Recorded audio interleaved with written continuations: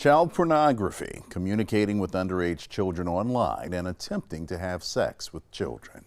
Each year throughout the Lowcountry, sting operations and detailed investigations are conducted by both local and state law enforcement agencies to combat crimes against children. Hundreds are charged, but few serve lengthy amounts of time behind bars for those heinous crimes. Our investigative reporter Emily Johnson dives into the sentencing behind child exploitation arrest and tells us how many criminals remain on our streets. We want to warn you, many will find these details graphic, but we feel it is important for you to know what's happening in your community. The descriptions you're about to hear are the least offensive and severe that we could share of the many detailed court documents we went through.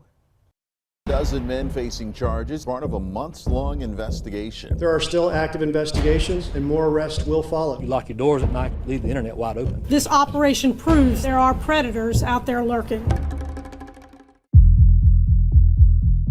Charges against child sex criminals are announced very publicly here in the Lowcountry, but what happens after the case is out of the public's eyes?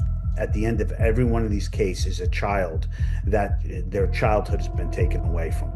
It's a very involved process, and it's not just like catching a bank robber. An operation named Exposed was conducted by the Mount Pleasant Police Department in 2022. Daryl Clark being one of the 16 arrested. Clark was charged with criminal solicitation of a minor. Court records state that Clark indicated that he wanted to have sex with a 13-year-old boy and perform oral sex on him. He was ultimately sentenced to just 1 day in jail. In an unrelated arrest, Donald Gresh Jr. faced 6 charges relating to the possession and distribution of child pornography in 2018. Court documents show police found videos and photos on Gresh's computer. A video of multiple 11 to 13-year-old girls having sex with an older man, a photo of a 3 to 4-year-old child being forced to have sex, and multiple files of children performing sexual acts with animals. You're not talking about someone who's just underage. You're talking about prepubescent children who are engaged in sexually explicit images. Gresh also served just 1 day in jail. Stopping someone from exploiting children, getting them on the sex offender registry, getting them in jail for any duration of time is a good thing. Attorney General Alan Wilson says he's made the Internet Crimes Against Children Task Force a priority, with the number of child exploitation arrests increasing each year. 311 were made from 2023 to 2024, up almost 100 arrests since 2019. People can criticize all they want, but we're the ones out there catching the bad guys, and we're going to keep doing it. But regardless of the effort by the task force and AG's office, many offenders still remain in our communities. Why is the sentencing lax in some of these cases? It could be a number of factors that they get a very low sentence.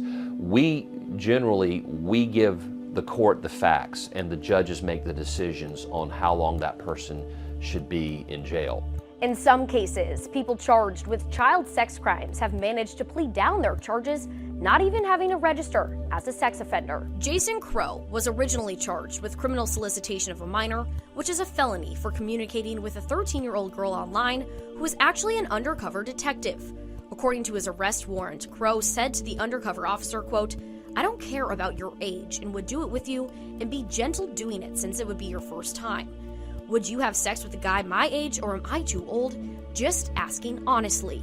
Crow pleaded down his charges to communicating obscene messages to another person without consent, a misdemeanor, and served 1 year in prison without having to register as a sex offender. Obviously plea agreements are very fact-specific on the case. There could be a number of factors. There could be issues with evidence. It could be a coin toss. And examples of repeat offenders are not hard to find. The likelihood of you reoffending is very high, and this is where we run into challenges, especially because someone who's already been arrested and identified is still out there harming children. Court documents state Robert Nazaro pled guilty to a range of 8 charges of child exploitation crimes in 2020 and spent 291 days in jail. 3 years later, Nazaro was charged again, this time with 15 crimes stemming from Operation Castnet. Nazaro thought he was communicating with a 14-year-old girl, asking her to perform sexual acts. The state charges were dropped as a result of federal prosecution, which is still ongoing. It's never just one victim. There's always multiple victims. There's so many, it's a ripple effect. And I think that's what judges don't even take into account because they can't see it. And for many offenders, it's a revolving door, in and out of a jail cell. Court records show Charles Dorta Bruno pled guilty to 4 child exploitation charges in 2023 after asking a 13-year-old girl to show him her panties and said, quote, "Have you ever had sex? If not, do you want to?" End quote. Dorta Bruno served 222 days behind bars, but since being out, has violated his probation 3 separate times, being located within 1,000 feet of a school and the Children's Museum of the Low Country.